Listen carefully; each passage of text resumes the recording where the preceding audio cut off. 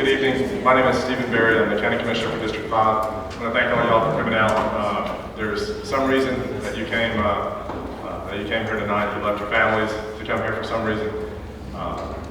So I want to make sure that everybody has an opportunity to ask whatever questions might have brought them out this evening.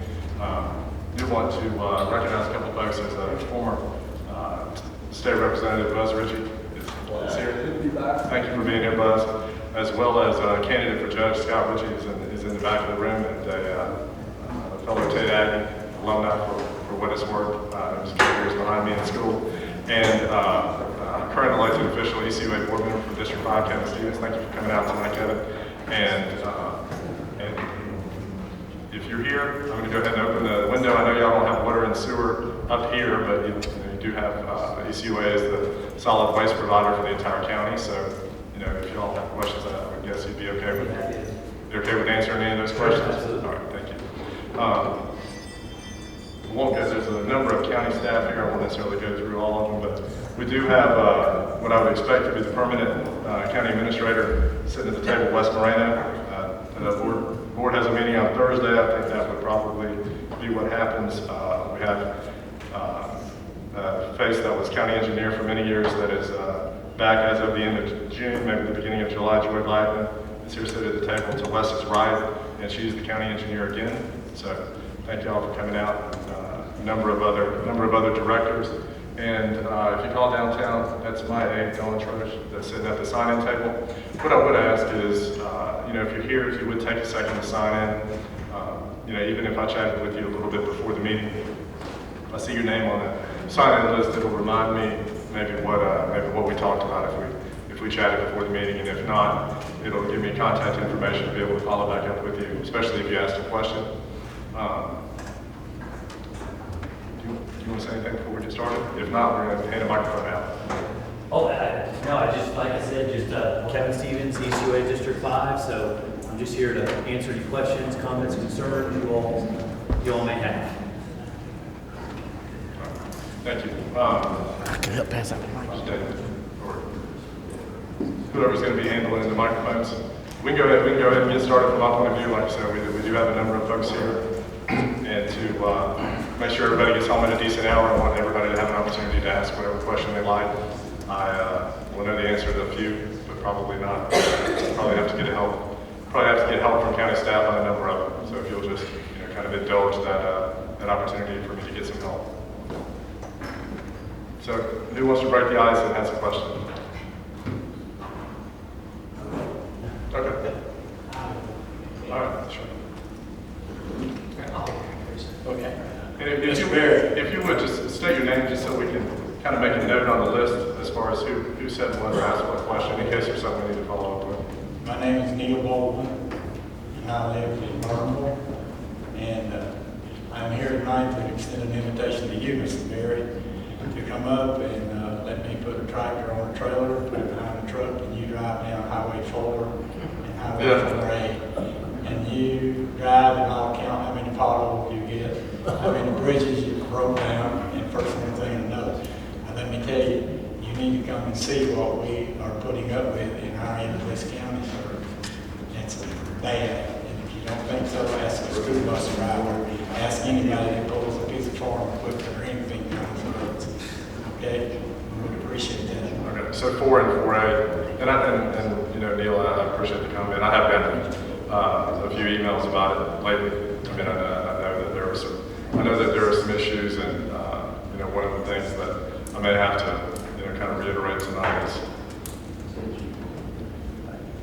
from my point of view, one of the biggest things that you can, that you as my constituents can see is assets being deployed into the district as projects happening, things going on.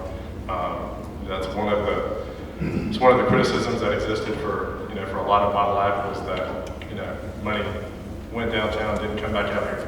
We didn't see it in District 5, and it is one of the challenges with having 70% of the acreage in the county as your one district. There's a lot of roads that go into that. That is the majority of what my capital dollars get spent on is road projects. Takes a lot of help from DOT for some of the bigger roads, for some of the larger projects. That's the County Road 4, County Road 4A is a little different animal. So it's something that we're going to have to try to figure out on the county end. But I appreciate you being here, Neil, and we'll certainly take those comments. I know it is an issue. And I'm not going to offer up some of the other issues, but I suspect I may get some comments about them. So thank you. Yes, sir. Very similar topic. My name is John Martin. I live in Christian Home. This year alone, there's been 2 school bus accidents on 164. Both of them because of road mistake there. In the 20 years we've lived there, we've lost 4 mirrors on pickup trucks. The road was measured after this last school bus incident with a garbage truck, I think, 8-foot lane. My pickup is 8.5 feet, plus the mirrors. Right. Article right here, June 15th, 2015. That is one of about 20 roads that were supposed to have started being widened and have shoulders added in 2015. One of those has been done. Okay, I'm not Can you explain necessarily. that? Yeah, I'm not necessarily familiar with the list that you have in front of you. Right here. Yeah, I believe it. If it's off North Escambia, I believe it. I'm just saying I'm not necessarily familiar with it. I'll bring you later. You bring it. I'll give it to Don. Yeah. But I'd like to know what's gonna happen. I don't know. It's very dangerous. It's one of the parts of the job is trying to prioritize limited resources to get as much done as you can. A few years ago, when I came up here, I've done these town halls quarterly, for nearly 10 years since I've been in office, and then some additional ones at times we've had emergencies. Just missing a few during COVID, but I was up here at one in this very room maybe 3 years ago, and got a tremendous amount of feedback, and had been getting it about Highway 99, between Atmore Cutoff and the state line. That's the one on that list. Is it?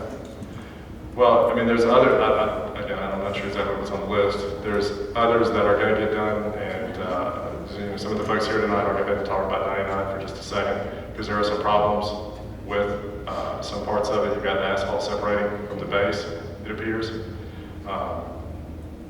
That's supposed to be getting repaired starting the end of this month. Supposed to start working on it.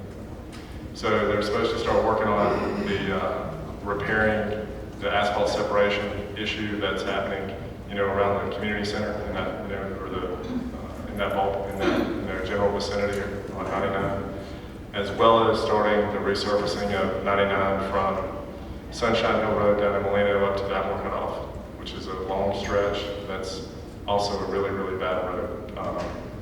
It ends up taking a long time to get to these. One of the boards that each of the commissioners sit on is a transportation planning organization, which doesn't cover the rural area. They're really established to cover the metropolitan areas. So it cuts. Look at that list. That's who came up on the list. The TPO. So, and this may have been something that was, in the ballpark or in the conversation for TPO, but has taken a long time to get stood up. There is now a rural transportation committee that's being administered through the Emerald Coast Regional Council, through the same agency that does the TPO. We have folks from District 5 that sit on there. Within the next couple of months, they're supposed to be establishing priorities, and there are some state dollars to be able to help with that. I was having a conversation very recently with a gentleman that walked in a button-up blue shirt. Is named Austin Mount. He's the executive director of the Emerald Coast Regional Council, which oversees the TPOs, and is also administering that rural transportation committee as well. And they're supposed to be establishing priorities very soon, and I expect those. On that list, is the same one that. So I expect those 3 specific numbered roads that you mentioned, 4, 4A, and 164, to all be very high priorities on on that list. I know that, aside from your attendance this evening, I mean, everybody has other things that they're doing, whether you're working or retired, you're all spending money. You go places, you buy things, you try to get people to do work at your house, what have you. It has just been very, very expensive to get work done. It's gotten more and more expensive and more difficult to get the work out. We awarded a resurfacing contract last September, October timeframe, and that's the resurfacing portfolio that I was mentioning that's supposed to start in August, later this month. It was awarded almost a year ago. And like I said, that includes Highway 99. And 99 is one of the better roads.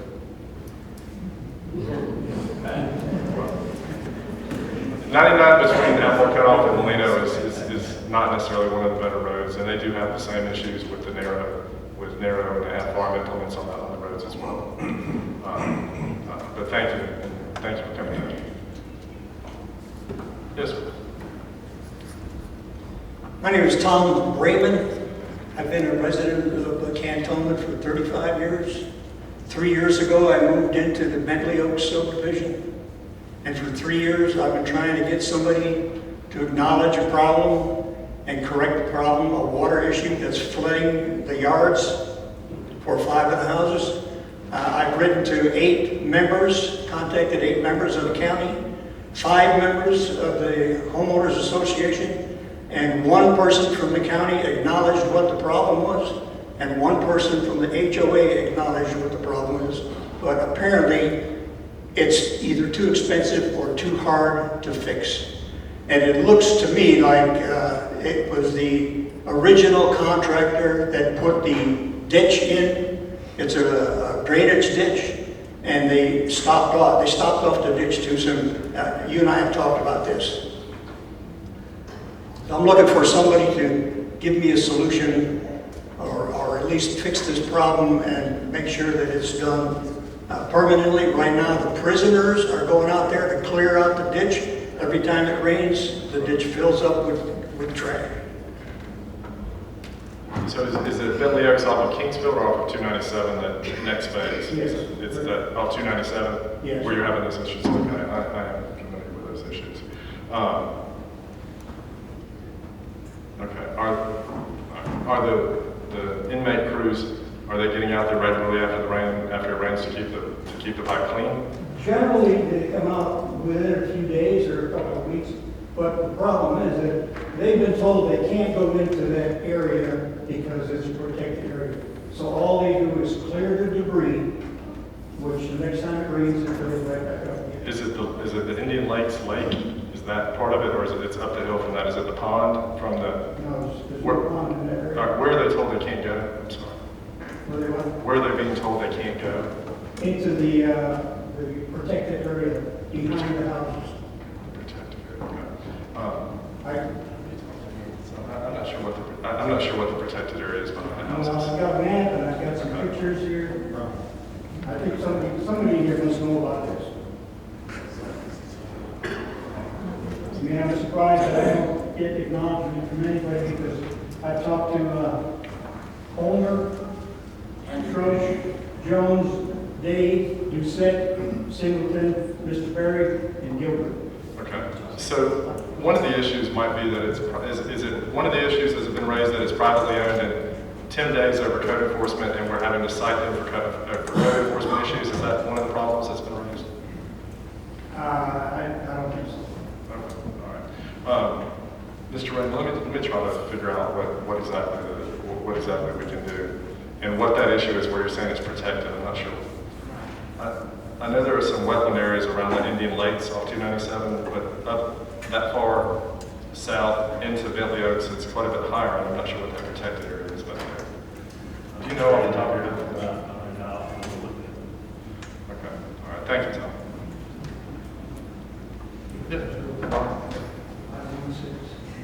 Couple of questions, Ken. Name is Ron Porter, Cantonment.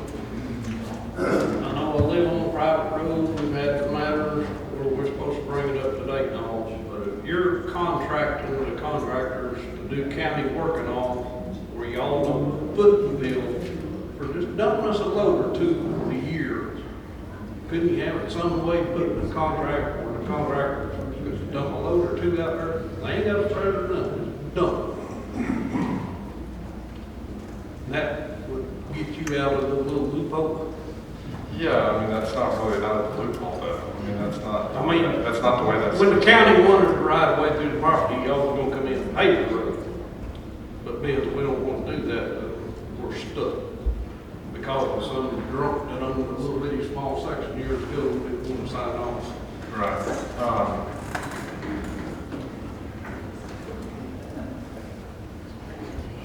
You've got a contractor that's now operating pretty close to you. And I would think that in the spirit of neighborly. Well, he wants to be a good old neighbor, but he hadn't done nothing that he promised or said or nothing. That's why people out there don't like him. If he would have stood up and done what he promised, and he keep getting awarded contract for the county, I just, it's a bad situation. But to move on to the second question, Jim Allen, school traffic, blocking 95 out there. So- The log truck, they run all the way down the side of the road, run 25 miles, I watched the speed limit thing when he passed it. Now, the county cop went by when he was done, and the cat was So there's nobody from the sheriff's department here, so we'll say that's their fault. Ron, you know, so Jim Allen has had a change at leadership. They have a new principal. The previous principal was there and she was there the whole time that I've been in office. She'd been there for a number of years. And Rhonda, Rachel and I had talked quite a bit. You know, she was not, you know, because I had offered, and you know, Wes is sitting over there. Wes has had to ride out there with me a few times over the years to look and see what we could do in front of Jim Allen.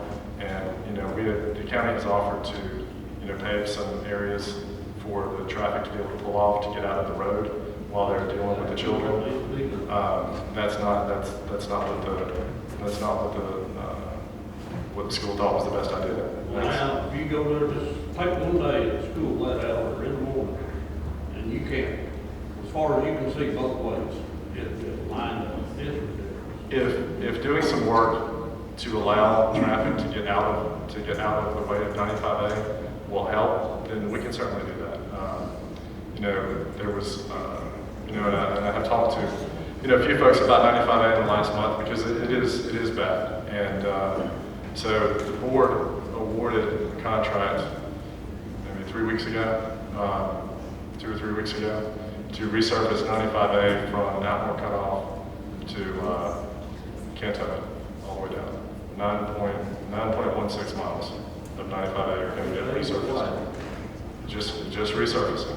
Just resurfacing 95A. That is, well, I'm not saying it's exactly what you want, but what I'm saying is it's 9 miles of 95A getting resurfaced that needs it, and that's a huge improvement for that area. And if putting a turnout, kind of a carve-out area or a turnout area, is something that would help in front of Jim Allen, if that's something that, you know, school board member Slayton, District 5, I mean, you know, they have an elected official as well, and that's not something that, you know, that he's indicated that would be, you know, especially helpful either. But if there's a change of heart, if they would like that there, then that's certainly something the county could accommodate.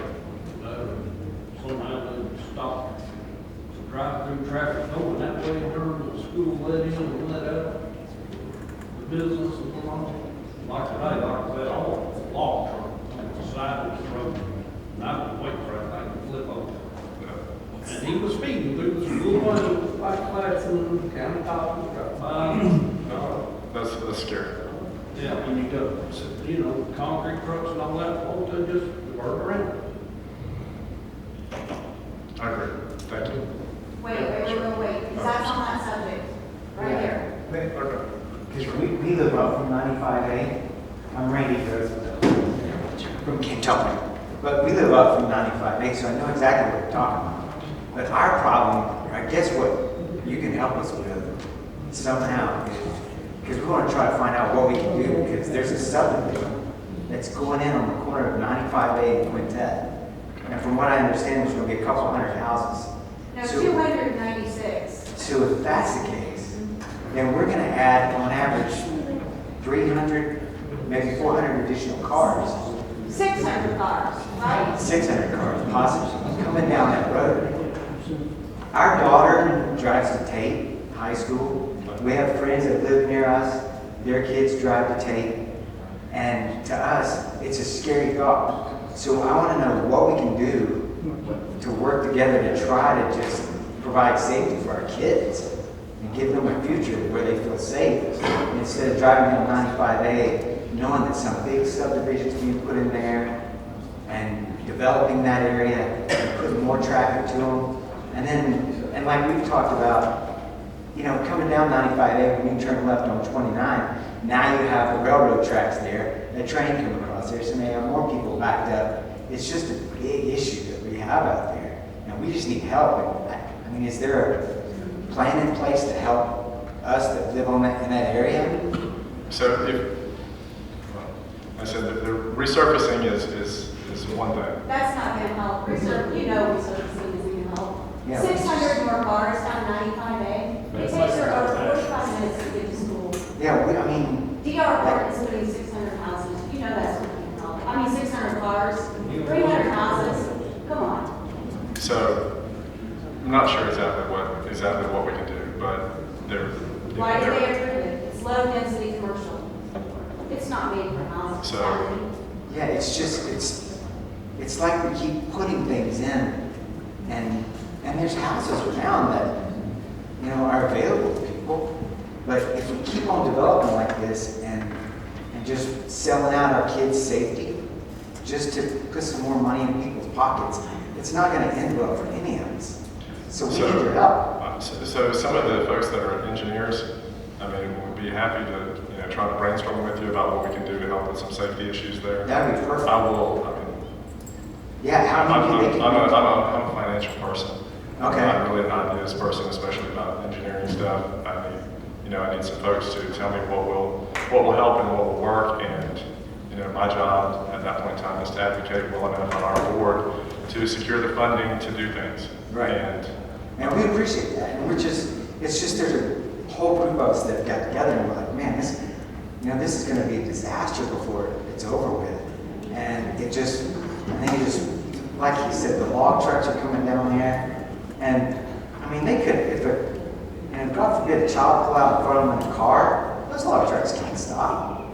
And, you know, it's That's just a lot of increased traffic. yeah, it's just a lot of increased traffic, and that's why we were scratching our heads going, how can they put a subdivision on 95A with Quintet right here, 95A right here, concrete, log trucks, this, that, and it's just, I mean, I don't know how it works, so we're asking for help. well, like I said, being able to successfully secure some funding out of the board is one part of it. I mean, you can have really good ideas. If you can't get them implemented, it's not necessarily effective. And So can you secure money for that for us? well, I need somebody to help me figure out what will help as far as safety wise. I mean, you know, we do, one of the reasons that we're having to pay for 95 is, I mean, it's a county road. So Right. we do control what happens on the roads in those areas. So, there are smaller things, but I mean, I don't know. Living where you live, you've probably seen, we put some not brake strips, but, the strips in the road, rumble strips on Quintet where you start to, get closer to Highway 29, some flashing lights about, there's a hidden drive, you may have noticed, across from Carrington, or a little bit east of Carrington, there's a hidden driveway that we have, 4 or 5 years ago, we put up a sign that's got a flashing light saying hidden driveway because we have people backing into it. And then as you approach Highway 29 on Quintet, there's a flashing light, or at least maybe a sign that says, dead end approaching, because we had some cars that went through the stop sign and, into Quintet, into traffic on 29. Very open-minded to what can be done. But I'm not an advocate. So And you did say your name, so you're on the sign-in sheet. We'll get somebody from county engineering to talk to you some about what we can do to help with some of those issues. And then, so can I ask one more question? Sure. So in the future, I mean, is there any future developments that you know of that are going on in that area, or is it? I'm not 100% sure. Like the development that you're talking about was one that didn't come before the board for rezoning. I mean, that was their land use, and they had the ability to do that.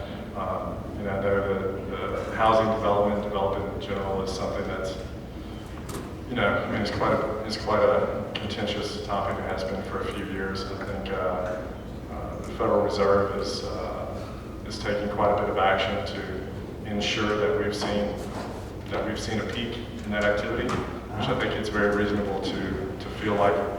I'm not saying that we're going to go off a cliff or anything, but I think it's very reasonable with borrowing costs increasing like they have. I think it's very reasonable to feel like we have had a peak. And I don't know if y'all been out there for a number of years or not, but 15 years ago we saw some things similar to this. That Carrington project, kind of lay dormant for 10 years, give or take. Went through a couple of different owners, and they got a little bit ahead of things at one time, and then the project just kind of sat there for a long time. So, I don't hope that that's going to happen to anybody, but like I said, I do think it's reasonable to think with borrowing costs having increased like they have. I know the ability for people to be able to qualify for mortgages for a lot of these subdivisions. Building materials are still very, very expensive. So builders aren't able to just say, well, if you can't qualify for X, we'll just contract you at Y price. If you can't qualify at X, maybe it just doesn't work out because building materials are still, sure. Because that was his turn, so I'll say. Sure. I'm going to talk because my passion is, it's on the same track, but my passion is the future generation of farmers. My daughter is an FFA. They have a huge FFA program at Tate. And I just feel like that, I know development has to happen, but we have to say something for the future generations of farmers. We teach them agriculture.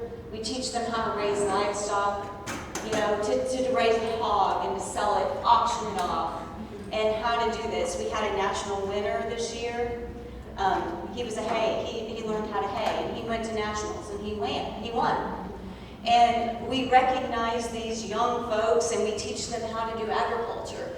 And unless somebody's a voice for the future of agriculture, I know that there's farmers sitting in this room today, but unless we preserve some land in North Escambia County, there won't be any land. There won't be any land for this young man. There won't be any. You're a commissioner, and I know that you can change land and development code. It's 2 letters. And when a property comes for rezoning in front of land and development, they look at 2 letters. And they say, okay, he can buy it. He can buy it, and he can put a subdivision on it. And once they clear the timber, and they dismantle and they displace all the wildlife that's on there, or they take the wetlands and they try to build a retention pond, and it does nothing because it's God's sponge. And it floods, and it caused flooding for that man. You can't bring it back. You can't bring it back. So you can change it. You and your board of commissioners can change land and development. And they can say beyond a certain point in North Escambia, you can build 1 house per so many acres. And you can keep agricultural land zoned agricultural. Do you know how many acres in North Escambia right now are being developed by subdivisions, 4 subdivisions? Do you know? You're a Tater, right? Did you go to Tate? Yes. Is it in your blood? I love it, absolutely. Is it in your blood? Do you care about it? Do you care about it like I care about it? Do you? Yes, I ma'am. don't Is that- want is it to go away. I don't want it to go away. I know there's people in this room that don't want it to go away. Do something. Okay. Yes, ma'am. I appreciate your passion. But I'm just saying, you know, you have to, we had a decline in growth in North Escambia. We don't need more houses. Or you can say, you can change, you can go to your commissioners, you can stand up. You can go to your commissioners and you can stand up and you can say, let's change land and development for North Escambia. Okay. You can change it. You can. Thank You you. can I mean, stand up for your district. yes, ma'am. I mean, that's not really a question, but thank you. Okay? I appreciate your My passion. question is just, do you know how many acres? No, ma'am, I don't. I mean, I can tell you that, you know, you may not remember the issues with 4-H and the issues with FFA and the kids having a place to be able to do livestock activities. Your children wouldn't have an opportunity to do outdoor livestock activities if it was not for some of the gentlemen that are sitting at that table over there from Farm Bureau. Those guys? The Awesome. gentleman from Farm Bureau and myself, who spent 2 years to find the property for them to have an opportunity to do that. The money was not going to be spent anywhere except for in classrooms to develop STEM type of things without our cumulative advocacy. So, Well, I hope you do something. That's my skill. That's my passion. I understand. And I'm speaking for every blue jacket there that wants to do something in the future. Thank you. Yes, ma'am. I got a question to ask. This might cut the cake. But our highway needs something done to it. You wouldn't believe the last time we had something to deal with 1986. And they've been patching it ever since then. My name is Barbara Marshall Moore. What road is it? I'm sorry. On June, off of Brown Road. Yes, ma'am. And it's been 1986, that's years. And I know it for a fact, I've been living on that street all my life. Plus, when it rained on that street, most of all of them can't hardly come out the front door because water is sitting, nowhere for water to drain. I get more of the water than anybody because coming down slope to my house.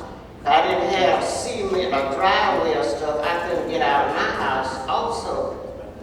And it's been some years, they done patched it so till it can't stand no more patching. And I got a sewer run, drainage, whatever you want to call it, Red Cross in front of me. And where they done fixed it, I already they done came and patched it so many times, but coming back to a hole again. When cars go over it, I can hear it in my house, boom, you know, where it just, the highway just too old. It just need a new one in there. And at the dead end, it's a dead end on June. Yes, ma'am. And they done. Yes, they ma'am. done- Believe it or not, I've spent quite a bit of time on Cypress and Jennifer, believe it or not. So. You know all about it, don't you? Well, no, not living there for decades. I'm just saying, I have been on both of the roads to the end multiple times, and we'll be happy to try to do something there. There's, I know, you know, I am familiar that it's an area that, you know, did not get a lot of attention for a long time, and Yeah, that's a long time, 1986. well, hopefully you have seen some of the stuff that has happened out there the last couple of years, and you know, Miss Fountain here in the front row and her husband at the church have had a lot to do with that. But you know, I do think that And at the dead end, where they turn around for all the school buses, 4 school buses coming, they turn around 4 times each day. And we got the garbage truck turn around at that dead end.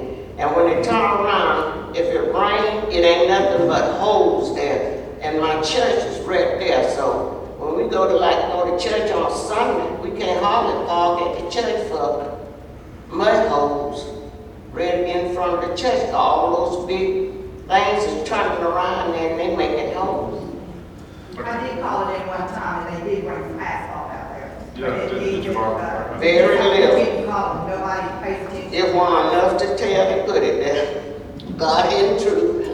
Well, like I said, you've got some local advocates out there now that have some relationships, Ms. Fountain, relatively well. And, there's been more activity out there the last few years than I think there has been for a long, long time. Yeah. And, we're committed to continuing that and then taking a more specific look at what you're having, the issue that you're having at your house. I'm not intimately familiar with your house or that issue, but we will certainly look at it. And the turning around at the end of the roads, if there's an ability to, I don't know who owns the property just north of where the roads, kind of dead end, or they don't really cul-de-sac, they just kind of dead end. Yeah. If there's an ability to acquire a little bit more property to give some more space to do that without having to turn around or backing up into people's driveways, I guess is what we're having to do. I drive that track. We do not back on the property. You don't? Okay. But it's like this. It's tough. And all this right here is all mud holes. So if it was paved all the way around, it wouldn't be a problem. Okay. So you're the bus driver. Yeah, she is a bus driver, and she is an advocate for issues that happen up here in the north end. So, if that will help Barbara, then that may be the least expensive solution that I've heard this evening. So we'll try to help this man. I live across the street from Ms. Ball. My name is Gwendolyn Knight. Okay. Excuse me. My name is Gwendolyn Knight, and I live across the street from her. Okay. And the water comes from her yard to my yard. And it just makes a big puddle in my backyard. And the mosquitoes are so bad because of the standing water. And Mosquitoes are really bad. When we did the ribbon cutting out there, whenever that was was that last summer? Okay. It was really, my daughter got eaten up by mosquitoes in about 20 minutes of being outside, and that was pretty early in the morning. Yes. No, I'm familiar that that's an issue. There are some properties that are on Cypress and Juniper that are not maintained, I guess you would say, or in the owners, are not necessarily paying property taxes on a number of them.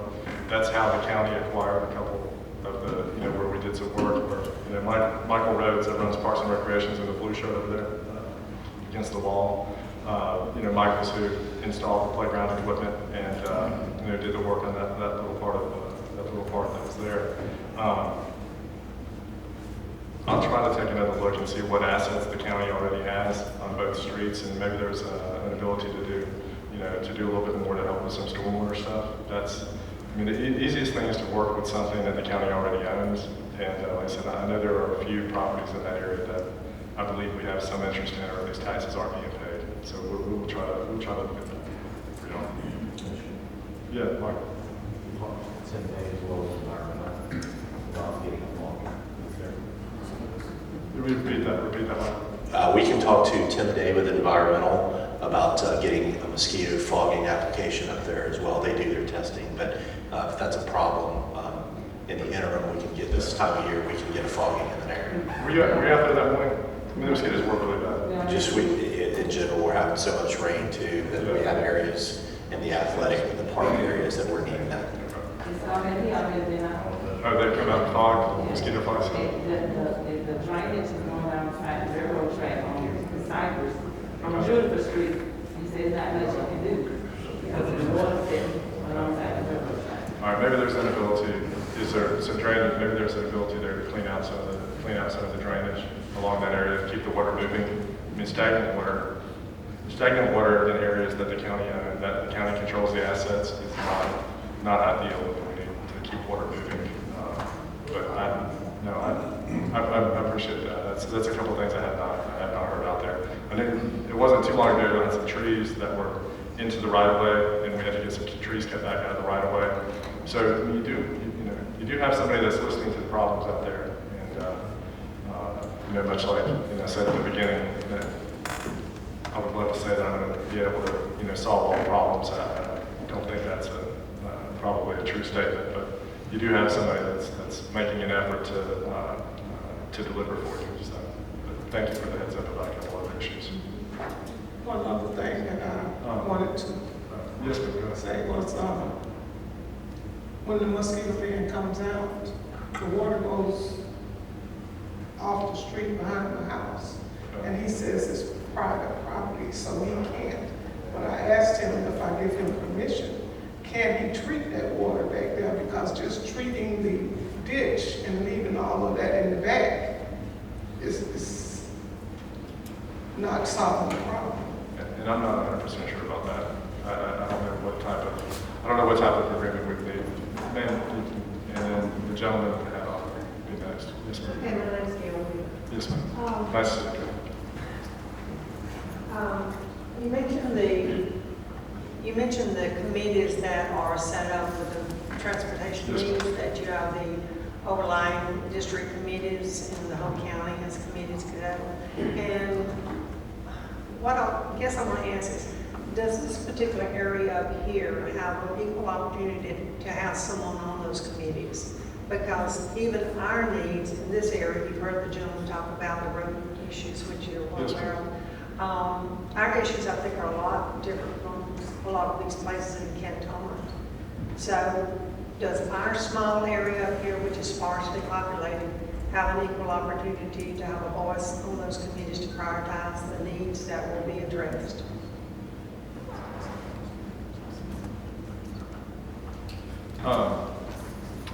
Well, on a broad topic, for the entire county,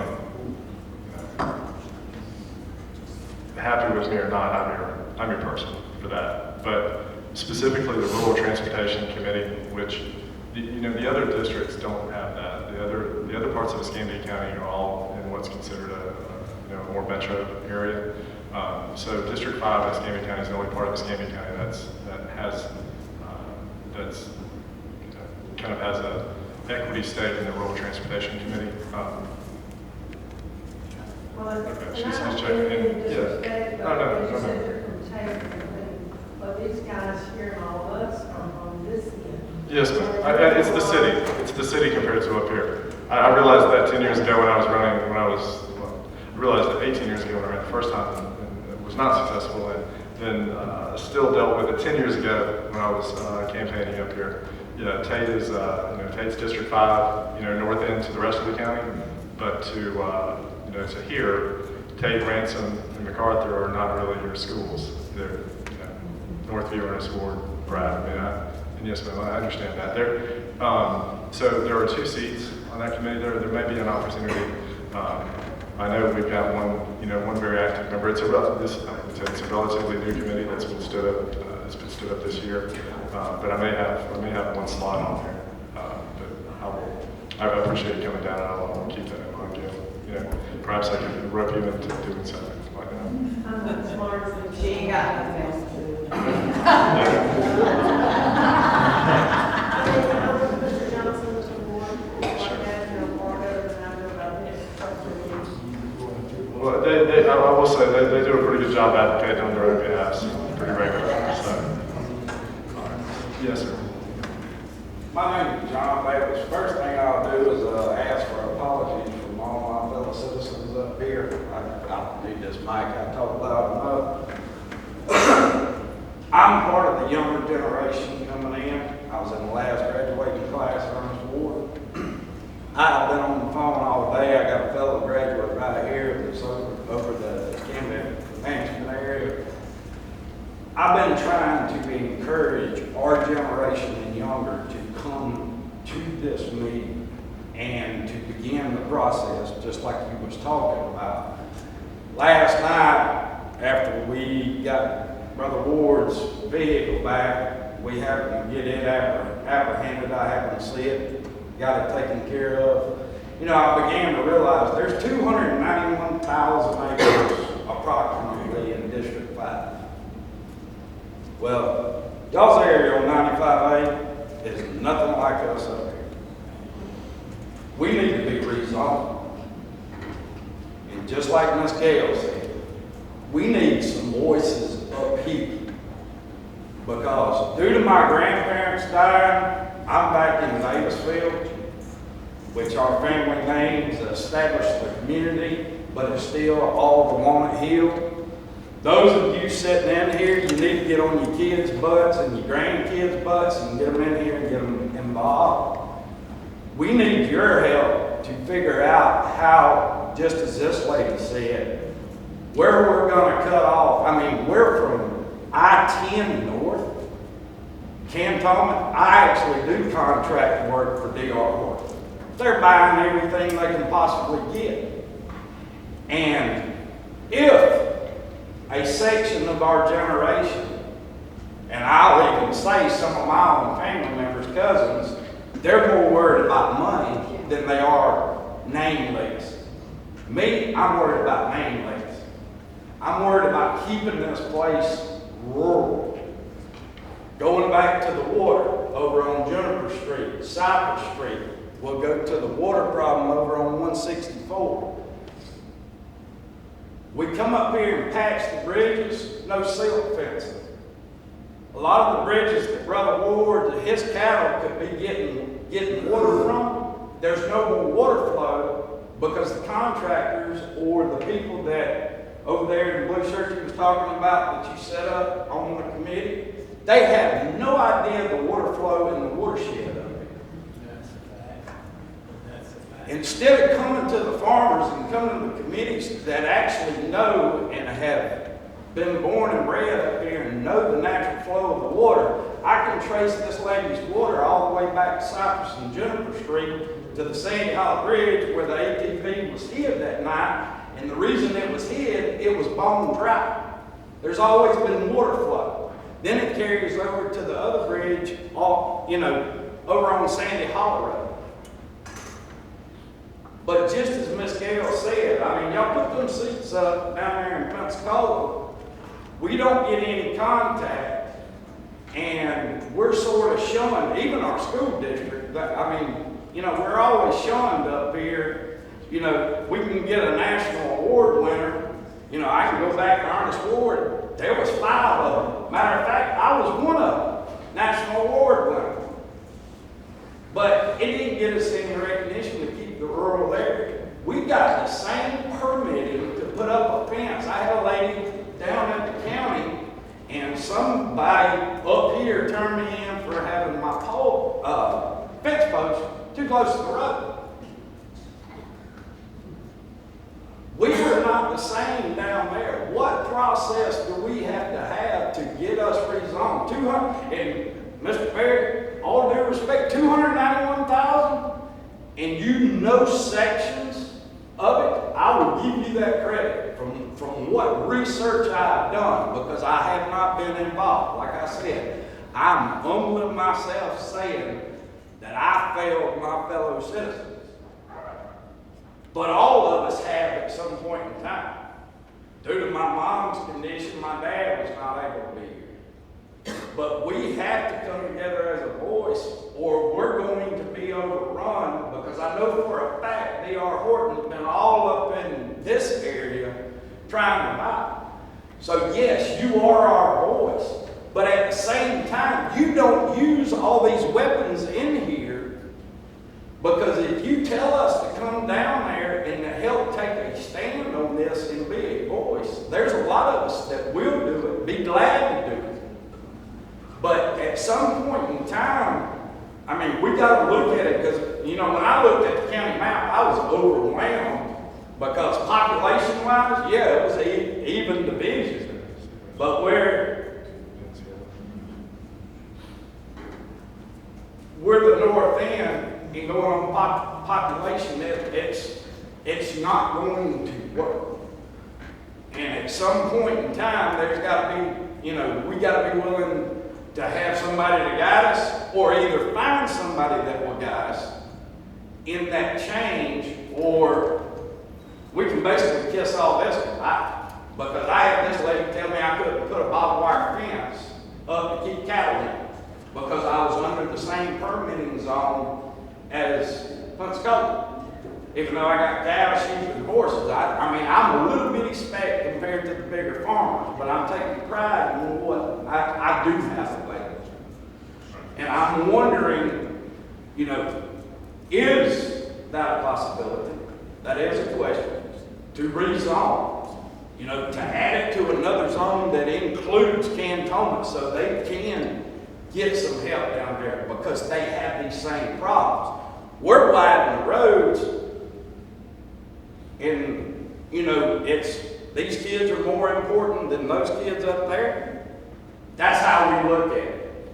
Somebody might not tell you to your face, I will. Okay. The importance of it and being able to establish that and to start that process, it is a possibility. To do a blanket rezoning north of here, probably not. We can talk about some areas, anything that you want to talk about. You know, I let you speak for a long time. We've normally got a time limit, but you know, let you talk as long as you wanted to. I would say some good advice and good advocacy would probably be starting in this building here. You've got a Rotan Club that's First, I'm going to interrupt you right there. I wasn't coming in here trying to disrespect you. And that comment to everybody else, I talked 3 minutes and 42 seconds. Why did you stop and had a conversation? So, we see where, you know, you can display it for everybody. Thank you. My point is there are a lot of people here, and I want to make sure everybody has an opportunity before it's too late to ask whatever brings them here. My point of what I was going to say, this room would be a good place for you to begin advocating. There's a Rotan Club that meets here very regularly, and this is obviously a county asset. You said you live in Davisville, that's not very far away. You know, the folks that are active in the Rotan Club are tremendous advocates on the county level, and I think that would be, you know, you pointed at the table a number of times. I believe all those folks are members of the Rotan Club. I haven't heard you say one time tonight, I would really like to help you. I haven't heard you say it once, I don't think. Have you heard him say it? I would like to help you, I'm your district commissioner. I'm here because I want to help you. Okay. The primary reason I'm here is to hear the issues, and I'm certainly. I mean, you gave him an excuse. It's been 7 years. Okay. Yes. In 2015, the building costs weren't high, and contractors weren't high. That was 7 years ago. They are now, but they weren't 7 years ago when it was supposed to start. Okay. I mean, I'm sorry, but it's just true. Don't make a comment. Okay. Ron, there are other people that have not asked questions. What was your comment? I mean, that is rude. You just saw it. No, ma'am, I certainly apologize if I was rude. I've done many of You these. didn't stop and talk to her while you stopped. She answered the question that I asked her. She went and found out the question. I know. She answered the question that I asked her. And listen to the rest of it. Okay, go ahead. Jen. Okay, my name is Jacqueline Rogers. I know you know that, but for other people. They're talking about preserving agriculture, but weren't you the commissioner that directed the staff to remove the protections for agriculture and silviculture land, which is tree farming?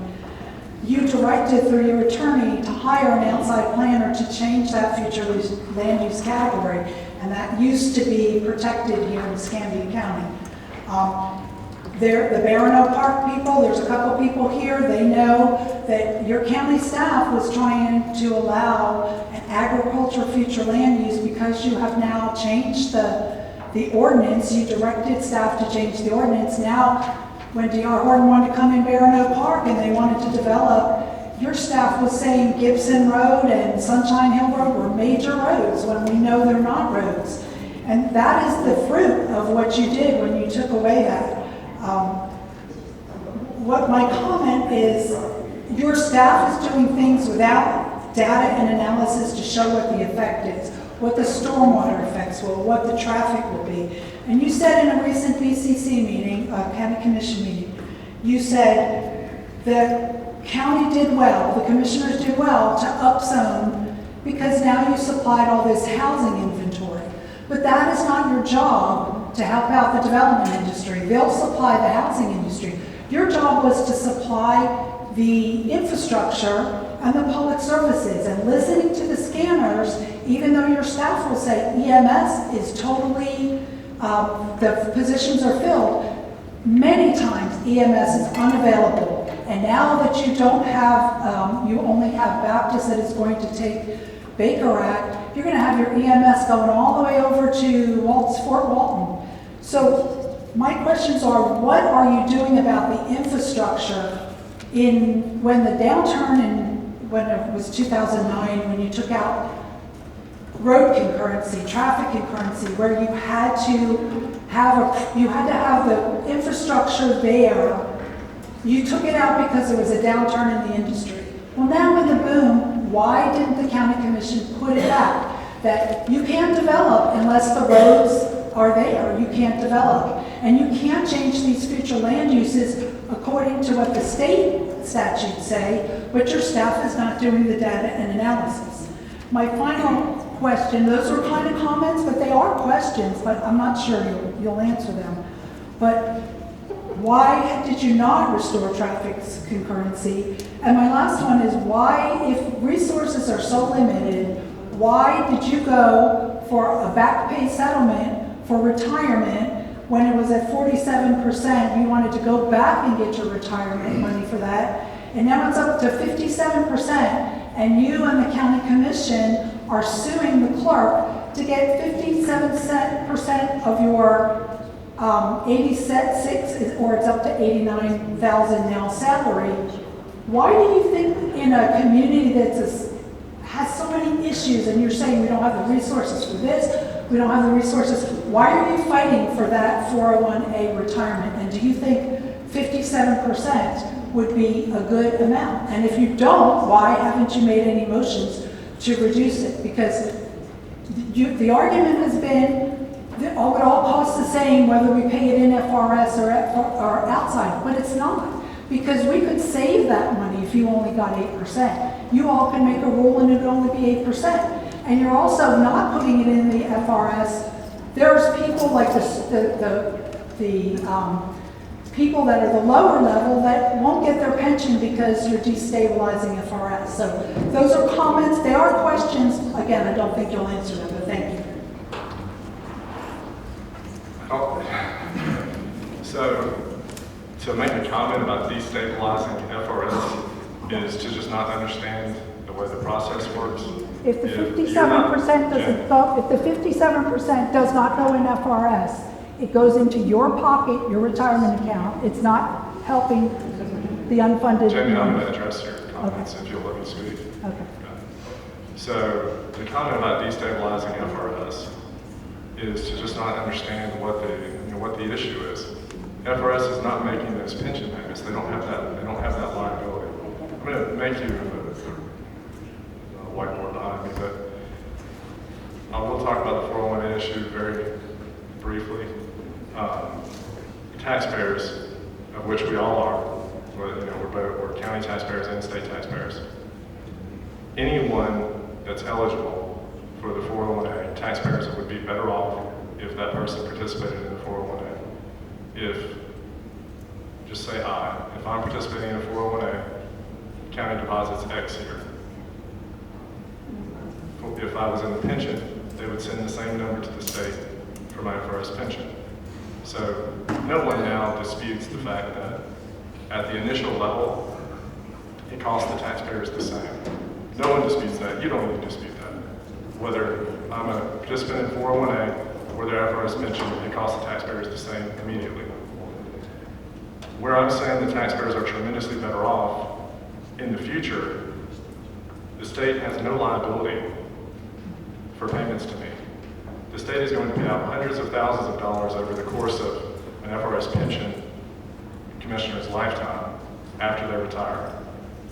Once the county made the same deposit to my 401A account that they would send to the state for the FRS participant, I'll never get another penny from the state, nor from the county. It is hundreds of thousands of dollars better for anyone that's eligible to be participating in the 401A.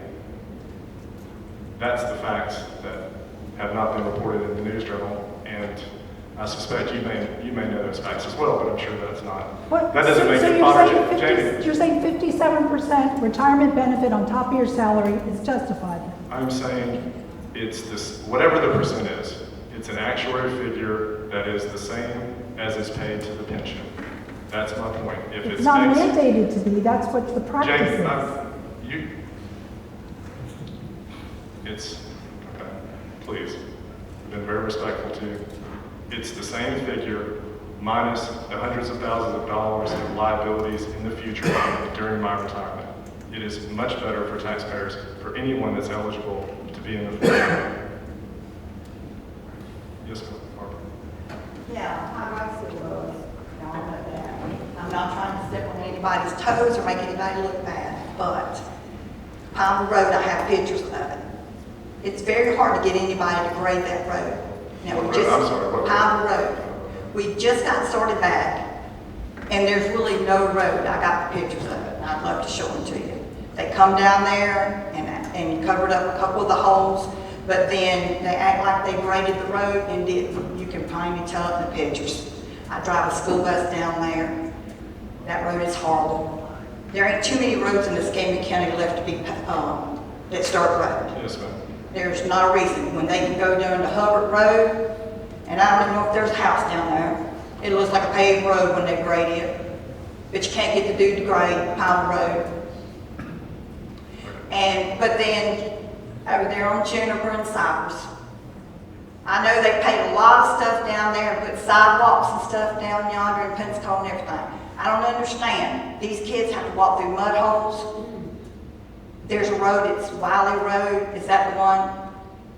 They won't go in there and put no dirt on it, but yet on Cohen Road, there's one house at the end of it. They put 22 loads of dirt on a non-county maintained road. 22 loads and graded it for them. I have the pictures. I stopped and videoed it. And then up there on the old Dorian Road, And Barbara, they put asphalt up on it. You communicated that to me. I certainly forwarded that information on. Yeah. I mean, being told that that was not true. I mean, What was not true? That amount of resources, that 22 loads of dirt. Yeah, put it on a was. private road. Right before COVID was. But I mean, I take everything that you send me and I do something with all of it, I promise. But just like 99A going toward Bay Springs, Yes, ma'am. that road needs to be paved, it needs to be widened. You have to just stop. If you don't, you hit the mirrors. 164, we've already had a bus get hit this year. You know, it's just over the summer. They just need to be done. It just seems like nothing up here get done. I called and asked them to put the marks down the middle of the road. Well, on 97A. So they go down Pensacola, down there where the 97A is. I turned in 3 times. I said, no, it's on the north end. They painted just a little bit and left the rest of it. All right, we can certainly address that. Those are, I mean, striping and things being painted in the road are pretty low-hanging fruit. I didn't know you were having an issue with that. You didn't necessarily communicate that to me, but we'll make sure that gets done. That's not a concern. I mean, that's not something that's insurmountable. And like I said, when you sent the information about the assets being deployed on private roads, I mean, that's a concern because I have, I deal with those folks, with unhappy people every day that are on private roads that I end up having to tell that we can't do something down there. And so it concerns me greatly when I hear that we're deploying assets, down private property. But Yeah, especially when they won't do Pineville Road. I mean, put some dirt on Pineville Road. yes, ma'am. And Pineville Road is, I'm going to say 16 miles of the. Mike, where do I go then? Just the part that I do. I mean, so that's kind of funny, but on some level, on some level,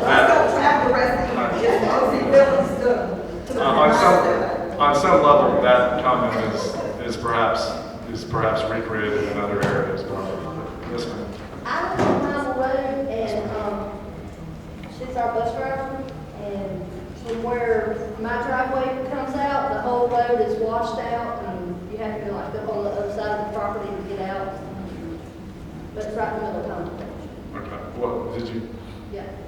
Will you communicate with somebody about where we need to do that work on Pineville Road? And I apologize for that. It's like when you call it in, it takes a couple more months to get it done. All right, well, Barbara, you know, obviously you have my number, but if you'll also communicate with Dawn, with my aide, I know that you know, you see a lot of the stuff that goes on up here, so, and I appreciate you communicating with me. Next, yes, sir. I got a question. My name is Bill Thomas. Several years ago, I talked to you about County Road, Highway 164, about widening. Yes, sir. I guess putting you back in there is going to be an accident one day involving the school bus. I guess it's been one year down the other. Just a while back here, we had an accident involving the school bus and dump truck.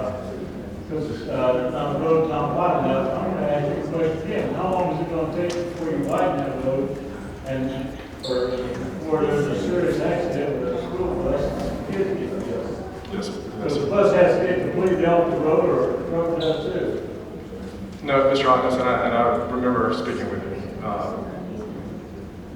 I don't know when 164 is going to get done. Got some recent quotes for just putting a shoulder on it, and it's $6.4 million to get from 29, where it needs to go west for the narrow portion. It's just it's a tremendous number that's unbudgeted. $6.4 million to kind of do what needs to be done. I do expect that 164, 4, and 4A will be the roads that will be prioritized by the Rural Transportation Committee. We do have one opening on there for somebody to sit. And Ben Balwell, the mayor of Century, is also on that committee. But no, the message about 164 is loud and clear. And I was certainly aware of what's happened out there and scheduled a meeting for here tonight about 3 weeks ago. So I came here knowing that. It's not like the county don't have a problem. You've got enough roadway on each side. Yes, sir. No, it's just the expense of widening the road. It's not, and it's the expense of widening the road and trying to prioritize other transportation issues and make sure we get there.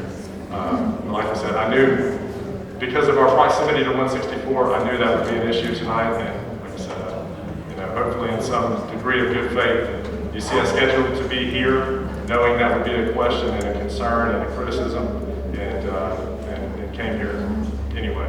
Wanted to come up here. Of course, it's not only that road, other roads up here need widened too, but along the roads, some of those roads back over there, I'll take Pine Bear Road, it's been patched so much, you got patches on top of patches. A lot of these roads need to be resurfaced. Well, there's been a portion of Pine Barren that has gotten quite a bit of work. I know it's a long road, but there has been quite a bit of Pine Barren that has gotten some work over the last couple of years. The company that you do any work up here, as far as redoing the roads or something, and you got a company comes up here and restripes it, they must be using loose like that, but when it rains, you can't see nothing. So that's what it's called. I say, why don't you, if you're going to stripe the roads, put some of that glitter down there where you can see the roads when it rains. There's some name for the type of stuff you can put down, and I'll make sure that's what we use. I know the county trying to get by with the cheapest thing they can, but, you got to think about safety most of the time. Yes, sir. Yes, sir. Ma'am, yeah. Yes, ma'am.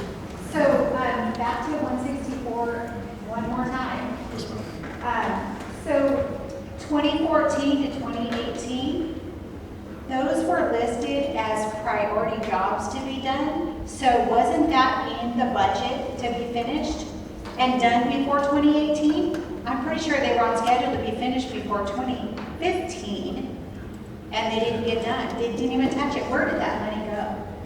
If they were planned to do it and they were priority. Unfortunately, the priority list is not a funded list. It is a priority list. Makes it a priority. Exactly. It didn't take the county long to decide to spend the same amount of money to resurface 95A. That happened. Well, I'm not against resurfacing 95A. I travel that way too, but we're talking, you just said 3.4 million. About 3 million, 3 million for 95A. 95A was like 2.2 or 2.3, but it's still a lot of money regardless of exactly what. I'm sorry. 164. 164. Yeah, but the 95A expense was 2.2 or 2.3 million to resurface 95A. I mean, it's close to what you said. But, no, it is. We will work on it. I guess is the best I can say. I'll be on your favorite list on your phone. Hey, you know, what you hope in these positions is you hope you can do the best you can, and you know, I'm not going to accomplish all that I want to. You just hope that you know well, and that's a consensus, and that's I know that's you know, that's one thing that John mentioned, the gentleman in the hat there. The best indicator of what somebody is going to do in the future is what they've done. There has been an unprecedented amount of money spent in District 5 in the last 10 years. All south of Molina,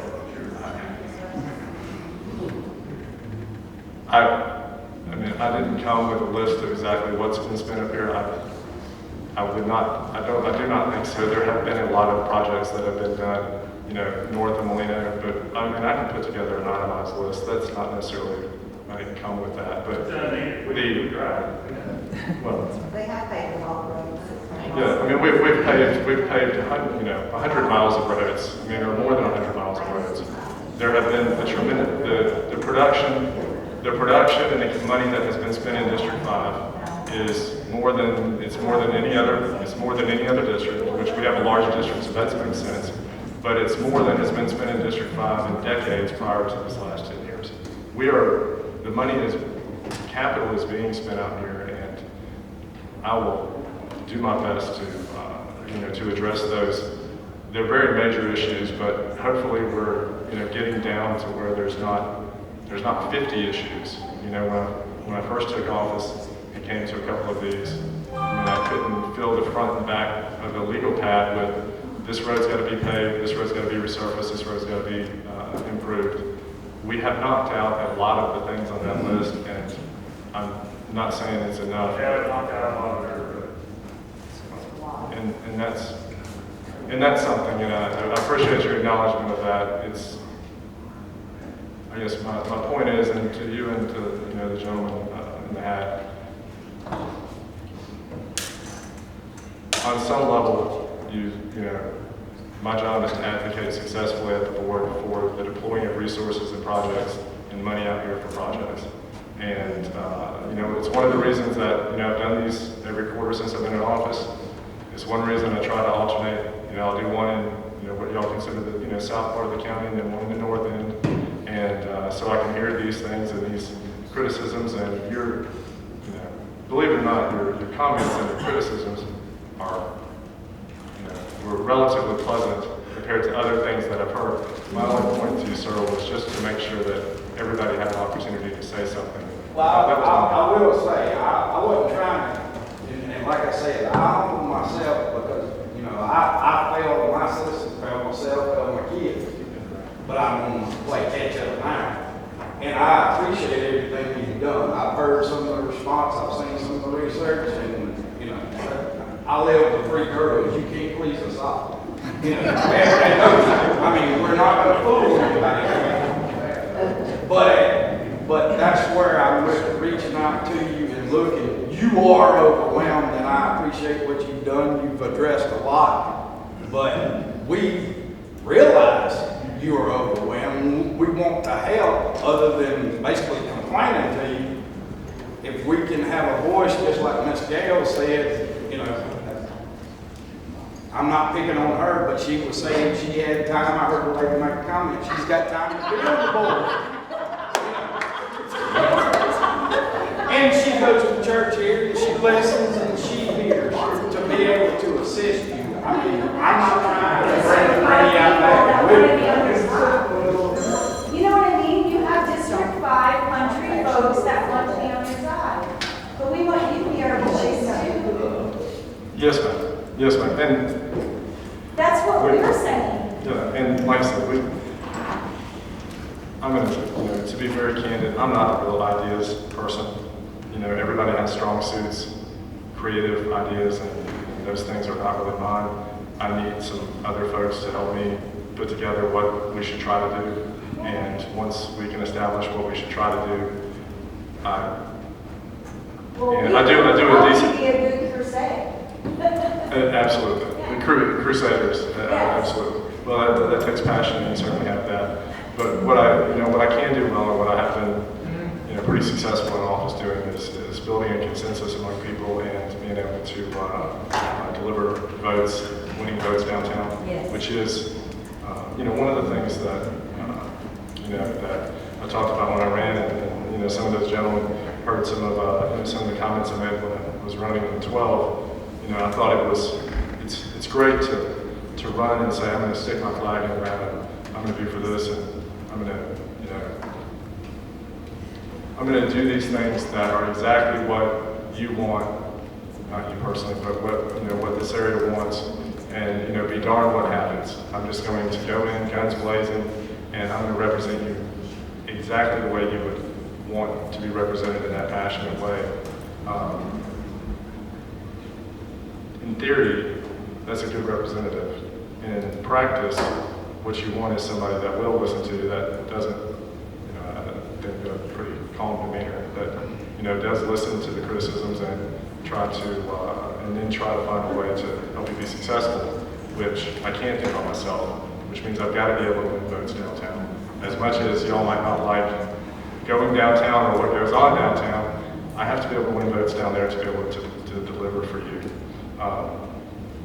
And I'm not saying that resurfacing of 95A is an aid with the safety, but it is a quality of life issue. And one of the things that that was mentioned earlier were comments that I made a couple of weeks ago at a board meeting about development.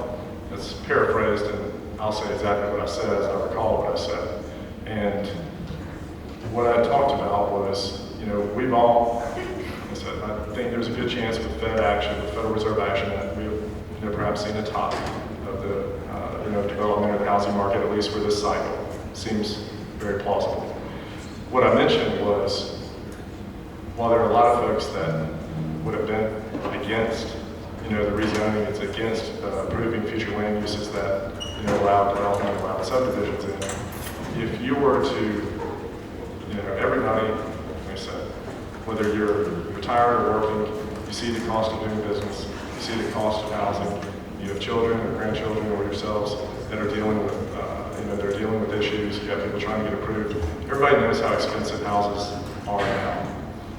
My point at the board meeting was, I said, look, if we had just say approved only half of what the board had approved over a period of time, because from approval to something on the ground is some number of years, however many years. So if we had approved half, if you took several thousand units out of inventory, my point wasn't how well we've done for developers. My point was, if you take several thousand units out of inventory, you don't change the demand, but you change the supply greatly. All you're doing is pushing prices higher. You're having more of an inflationary effect. By having fewer supply with constant demand, with the same demand, you're just going to push those prices higher. That was the point of what I said at the board meeting, and I stand by that point. We have people moving to Florida, we have people moving to Escambia County. Hopefully, that's going to make it where our economy doesn't do this. But again, I do think we may very well have peaked. I have, I don't think I've spoken with you, but I have spoken to about a half dozen of your neighbors that are relatively close to Stacy Road and some of those that are right there around that development. Not happy. But one of the big issues was 95A needs to be improved, 95A needs to be resurfaced. That was a genuine issue that needed to be. But dealing with Jim Allen Elementary School, if there were some changes in what they think would be good there, then the county can certainly put some turnout lanes to help with the children in the morning. My daughter goes to Pine Meadow. I take her to Pine Meadow every morning. A couple of years ago, we changed the way that roads went into Pine Meadow, and she's just started first grade, so she wasn't in school. But we had to change, so we had 2 one-way streets, so we only had traffic go one way because there was so much traffic and not very much space. And the county did that at the request of the school district. So if, you know, the school district's opinion has changed about what needs to happen in front of Janelle, then we will change that. And no, I mean, you don't come to these to get a bunch of attaboys. That's never an expectation. So I appreciate your comments. I certainly appreciate the gentleman's comments, and I always enjoy talking to Ron. So okay. Sure. Everybody here seems like 95A ain't really that big a concern right now. Instead of taking the money and repaying them, you can take that same money and put another lane in around the school or another business or whatever is needed for the time being. So 95A is going to get resurfaced. If there's something we need to do around the school, we can do that around the school. If I can figure out how to get the money to do something in front of the school, if that's what the district wants. I mean, but you know, one of the people I talked to said, well, I don't understand why the county listened to the school district about a road. Well, you know, I mean, we all try to work together, and, you know, it's not their... Any more of the state problem? Not really, I mean, not really, necessarily. Yes, Why ma'am. do they have any say over what, you know, we're the residents that get locked in twice a day. If you have appointments or something, we can't keep it out of our lane on to get. So you're getting blocked in? No, that's not a criticism that I had heard. You're getting blocked in?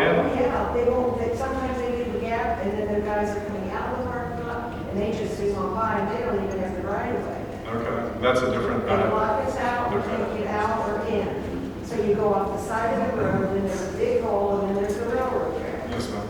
It's a nightmare, and it's horrible. Okay, if you're being blocked in by the school traffic, that's a different, no one has raised that concern. But if that's an issue, then we can try to solve that, because while, again, they can somewhat manage their affairs with the people that are dropping kids off or picking kids up, they can't block the residents into Cottage Hill. Okay. All right, and I apologize for that. We can figure something out with that. Mr. Barry. Hey. We got your attention there. Hey, so my name's Lumen Wilson. I'm from Barrow Park. Also privileged enough to be the president of Molino Ballpark. How I would love to go down that avenue of roads and bridges. It sounds like they got potholes and the bridges are out, so we'll leave that alone right now. I feel like myself as an advocate for the youth in our area to just continue to tell everybody that our youth is continuing to grow. We're looking for opportunities to continue to do youth sports, as in the Friday nights, going back to the Rotan clubs, promoting the ballpark clubs and giving them money to provide those things. Our parks are being overfilled. We're too full. You can't put lipstick on a pig for so long. So I'm out here, preaching for our kids. Sports are pretty big in this north end. Sports is fairly big in Escambia County alone.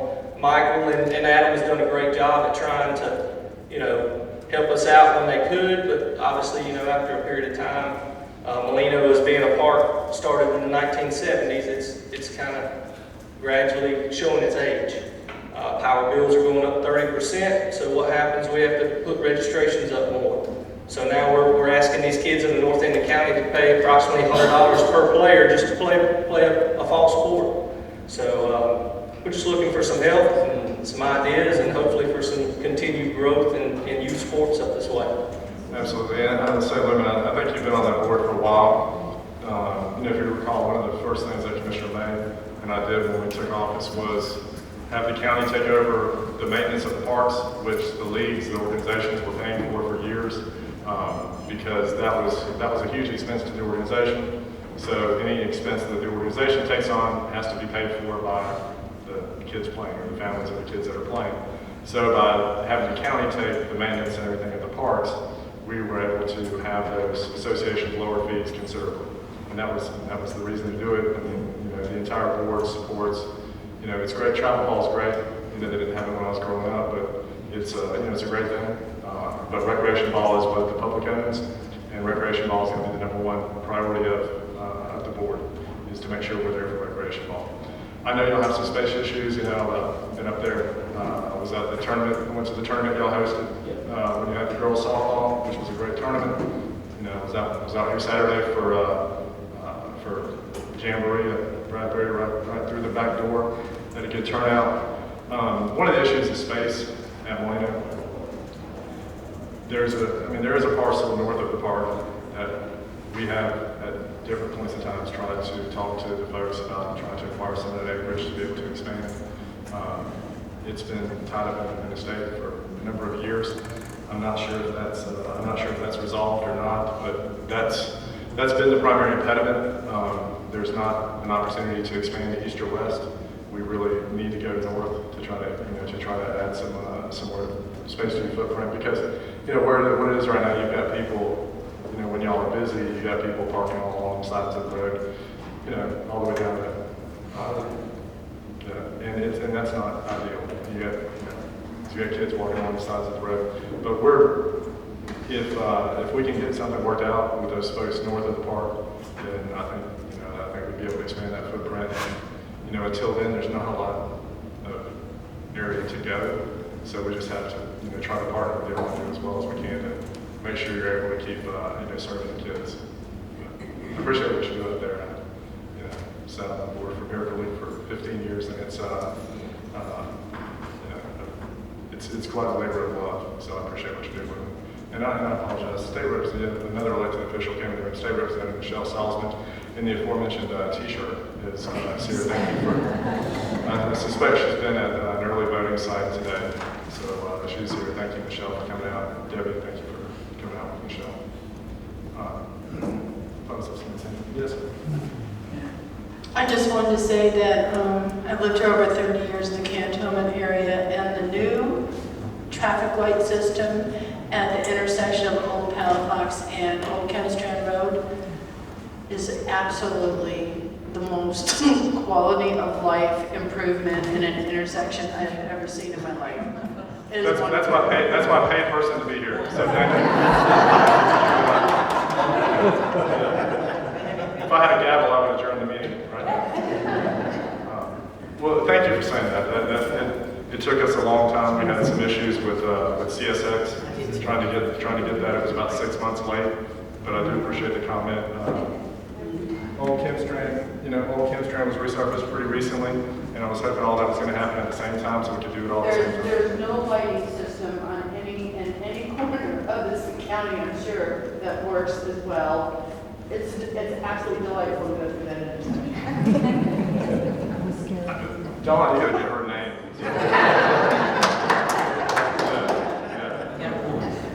I'm gonna treat you to keep you coming back. I'm sorry, somebody else had their hand up. Yes, please. I know that the federal Infrastructure Investment and Jobs Act, also known as the Bilateral Infrastructure Law, has been passed, and there's billions with a B of dollars coming out. What is the county and the state doing to apply for these priority projects, and how can we help you quantify those projects so that you can have the engineers attach dollars to them and get this money coming in? This is new money. This is not old dedicated money. This is brand new federal funding. And I realize there will be some kind of match or some kind of contribution. So you would need to know from us what we want, what our priorities are, and then how we can actually help match that contribution, whether it's get out and help dig ditches or whatever that is. So my recommendation is, that's my question. What are you doing with applying for grant funds? And then my recommendation would be to have someone come here, because like my parents, a lot of people don't deal with computers. And your online system is somewhat convoluted. I was able to get a request on the other day for our little Pine Barren Baptist Church in Davisville to get some signage on that new piece of the road from 97 to the church, keep folks from killing youngins up and down that road. The one that got paved, the part that's got paved? Yes, Don Christian called me this morning. The part that's got paved. It's paved. It's been dirt all my life. I'm 64, but it's now paved. So Don Christian has assured me that they're going to do something within 30 to 60 days on the signage, which is excellent. But in getting that information to Don, actually the convoluted online system, I had to dig many layers deep to find where I needed to go. So my recommendation then is that you have some dedicated person or persons come up here with computers and let folks come here and tell you what they would like. And you can show us how to navigate that system, and you can get information from us to take home with you. That's a pretty good idea. To me, honestly, that's a pretty good idea.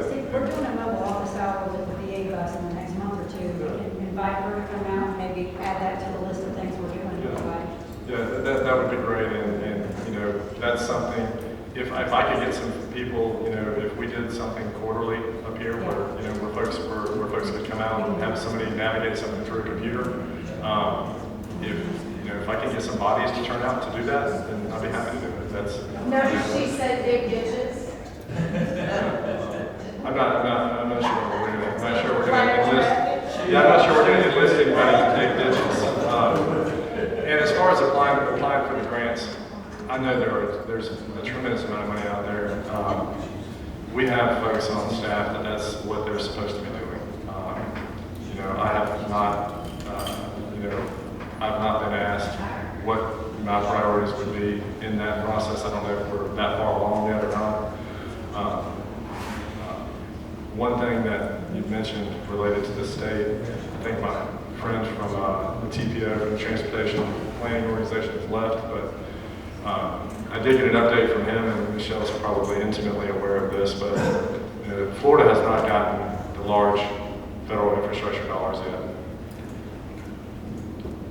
You know, it's probably debatable as to why, but many other states have gotten those, and Florida has not for whatever reason.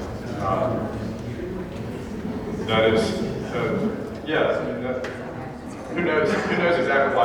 Nobody's saying why we haven't gotten the money, but the state of Florida has not gotten the large infrastructure allocation that we're due yet. That's right. I write grants for Forge Creek Indians, and we have to have data to feed into the system. So if you had data from us, I think your argument would be a lot stronger for a grant application. That you've got X number of people, you could start with this group and go out from there with the mobile unit and let us quantify our own needs, because like the gentlemen have said, we drive these roads and we understand the ditches and the way the water flows better than any engineer from not in this community. So, I mean, let us quantify and help you in that way. That would be very beneficial, because you have an outcry from the community, and then your folks can put the dollars to it. I know the dollars have gone up exponentially since some of these projects were put on any kind of list, because the cost of building anything has gone up. So that way, we can be helpful to you and your team. Thank you. Make sure you know who she is. It's in my deal. Thank you. We can probably get DOT to come out to that, but just be a part of the conversations too. Thank you, Michelle. Yeah. Yes, sir, Jerry. What about broadband? Broadband, so, I'm sorry? Had Escambia County got money for broadband? Yeah, so Escambia County has allocated a tremendous amount of money for rural broadband. I mean, the county allocated $10 million out of the rescue plan dollars that came in. Escambia County has an RFP on the street right now for proposals that will bring fiber to the homes of, ideally, the county kind of separated the board kind of separated Escambia County into two areas, about 9.5 mile road north, and then the remaining southern area. I do believe we're going to have multiple people bid on providing that service to all the homes. The bids are due, I believe, September 5th or 6th.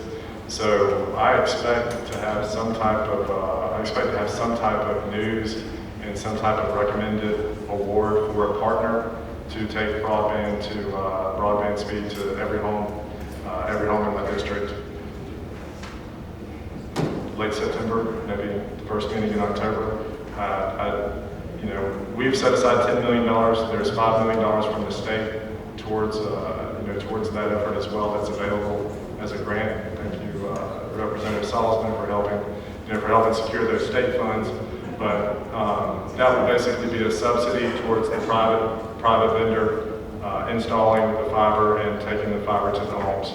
I will tell you it's one of the high-speed internet access is one of the issues that I've got comments and complaints about since taking office, and I've never had any possible solution.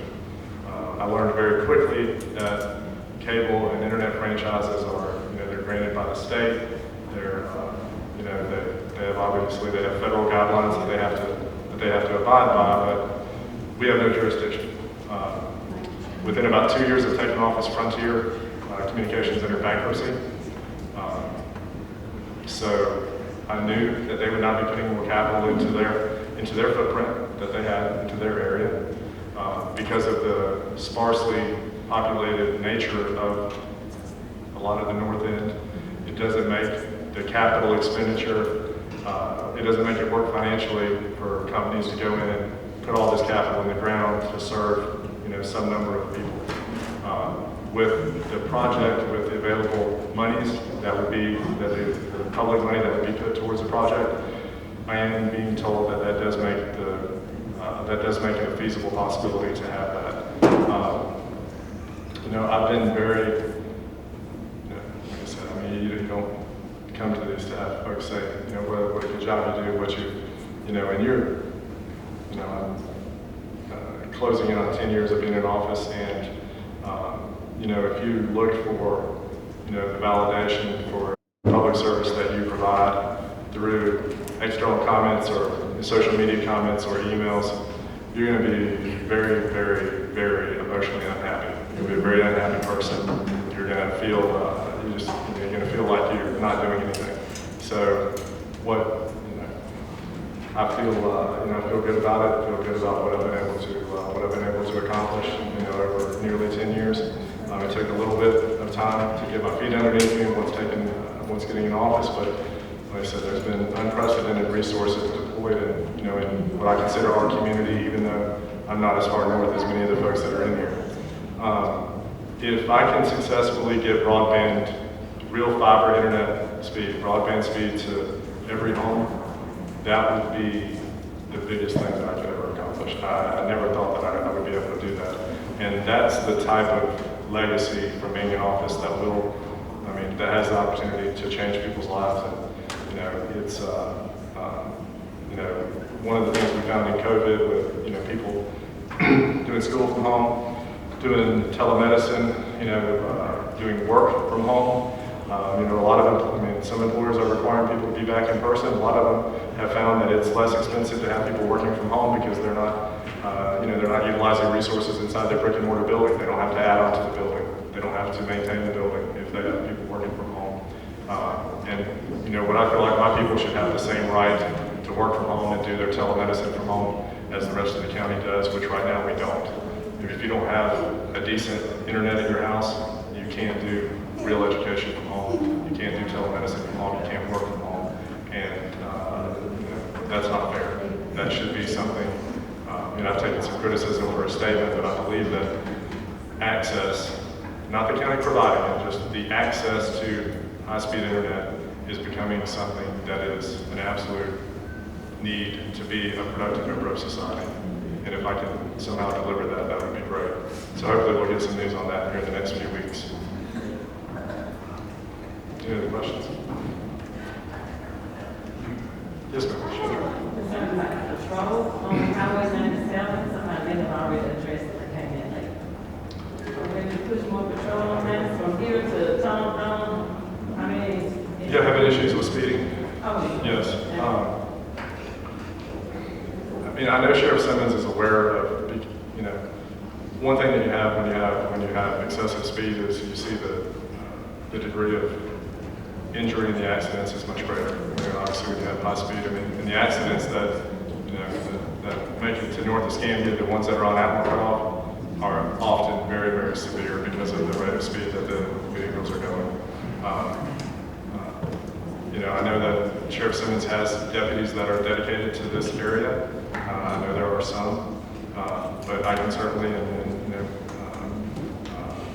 we can advocate for some more if you see that as kind of an ongoing issue. Yes, ma'am. Yes, Turn lane going to Crabtree, if you're coming down 29 trying to go, that needs to be reworked there. Because there's no turning lane to go off 97 onto Crabtree. You're just a sentence up there. That's 5, 6 years ago, you know, we had a number of bad accidents at 29 and Outdoor Cutoff before there was a light. And so, you know, I, you know, advocated and my board, you know, thankfully supported. The county fronted the money on a state road to get, we you know, put the money in for the light to get constructed, and then the state, you know, prioritized the construction or the installation of that light getting put in. I think that has helped a lot. At that time, that issue about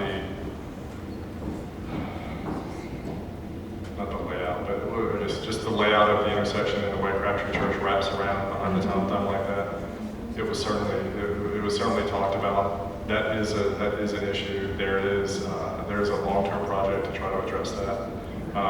But I'll have to kind of dust off where that is in the process. But it is a funky intersection. And if you don't know where you're going, you can lose yourself. You can lose yourself very quickly if you're not really familiar with the area. Thank you for mentioning it. I know what it is, that's why I got it. Any other questions? Can I step outside of your district a little bit? Sure. But in our county. Sure. Sorrento Road, resurfacing. I mean, that goes to our most expensive property we have. It is the worst road, I think, in the county. From Fire Road to Perdido Drive. That's ridiculous. And I travel every week, and it's amazing that we've done nothing. We've seen no money. It's underway right now to add paved shoulders and resurface the entire way. Well, I saw them put some turnouts, but I never see no traffic there at that road they're putting. I really don't understand that. Well, maybe you're going to redirect traffic to there. I don't know. There's nothing where that turnout road. I never seen any traffic there. It's the state roadway, but we can look at it. And Ken, so I will say the Transportation Planning Organization, the TPO, took action last week and moved Sorrento Road up considerably in the priority list as well. But the projects that Chris and Joy were referencing are already ongoing. But as the bigger picture part of that transportation group, they swapped Burgess Road was a pretty high priority, and it ended up being swapped for Sorrento Road. So Sorrento Road was moved up considerably. Can I have one more? Sure. People that like to use the, my name is Ken McLeod also. Your fire department out there, pretty okay. Nice place. You got a pedestrian walkway right across there. Since Saturday, we can't use the beach there. Tear down your little walkway, the boards across the road from it, and let people walk on the sand. You've got a parking lot there, you've got a walkway across it, and you've had it blocked off for 2 years since Saturday. Fix it. Sounds good to me. I'm not sure. I'm not familiar with what you're talking about, right across the street. but I agree with you.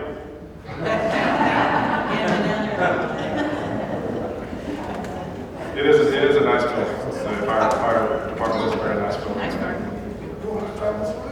Well, thank y'all for coming out, and we will, you know, please, I'll hang around for a while. If anybody wants to talk about something that they didn't want to mention in public, I'll be happy to hang around. So, thank you for coming.